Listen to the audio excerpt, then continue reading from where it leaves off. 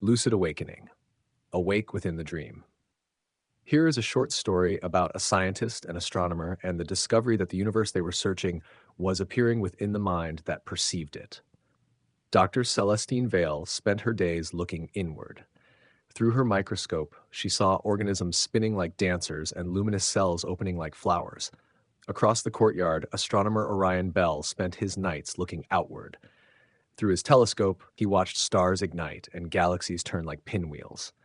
The mystery is hidden within, Celestine insisted. We must look smaller. The mystery is waiting beyond us, Orion replied. We must look farther. Then, on an unusually still evening, something peculiar occurred. Celestine placed a drop of lake water beneath her microscope. Inside it, she saw a glowing spiral surrounded by points of light. It looked exactly like a galaxy. At the same moment, Orion focused on a distant nebula. As he adjusted the telescope, the swirl divided into smaller patterns until it resembled a living cell. He blinked. The cell appeared to be looking back. They rushed into the courtyard and placed the microscope and telescope side by side. One pointed toward the smallest visible world. The other pointed toward the farthest heavens. Celestine looked down. Orion looked up. The lenses began to glow. The microscopic spiral expanded. The distant galaxy drew near. The two images joined in a brilliant ribbon shaped like an infinity symbol. Atoms became planets, cells became constellations, galaxies became shimmering particles. The universe is inside everything, Celestine laughed. Everything is inside the universe, Orion replied. But the vision trembled, the stars flickered, the cells blurred, the glowing ribbon broke apart. The more they struggled, the less they could see. Finally, both lenses went dark. An old caretaker named Solara had been quietly sweeping nearby. You look deeply into the dream, she said. Now you are trying to capture its answer with another part of the dream. My microscope reveals what is there, Celestine said, and my telescope gives proof, Orion added. They reveal appearances beautifully, Solara replied, but neither can reveal what you are. She invited them to sit beneath a tree. Close your eyes, not to escape what you see, but to notice what sees. At first, remembered cells, planets, and explanations crowded their minds. Let every image pass without asking it to explain you, Solara said. Their thoughts settled. Celestine noticed that awareness remained when no microscopic image was present. Orion noticed that awareness remained when no star appeared.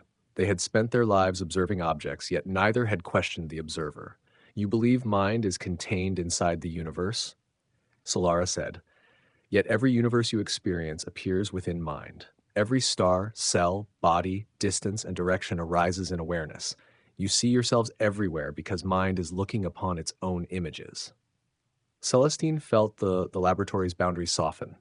Orion sensed that the heavens had never truly been outside him. They were not separate minds trapped in separate bodies, staring at an alien universe. They were mind, only mind, temporarily dreaming of distance, scale, and division. In the stillness, inward and outward lost their meaning. There was only quiet awareness in which cells, stars, bodies, memories, and worlds appeared and disappeared. Celestine opened her eyes. Was I dreaming? The better question, Solara said, is whether you are willing to become lucid. So awakening does not destroy the dream? Orion asked. No. It releases you from believing the dream defines what you are. From then on, Celestine and Orion worked together. During the day, Orion discovered constellations inside droplets.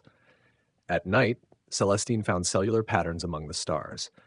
Whenever either became lost in explaining or defending a discovery, the other would ask, are you studying the dream or remembering the dreamer? They learned that truth was not hidden in the smallest particle or waiting beyond the farthest galaxy. Those were magnificent symbols dancing across perception.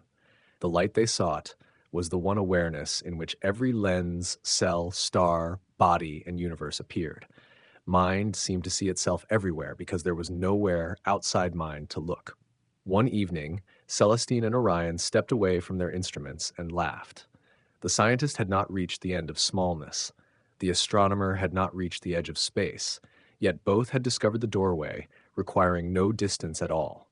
They stopped trying to awaken somewhere else. The dream continued, but they knew they were not imprisoned within it. They were awake enough to love without making the dream their reality. May we sing, rest, and dance our way home together.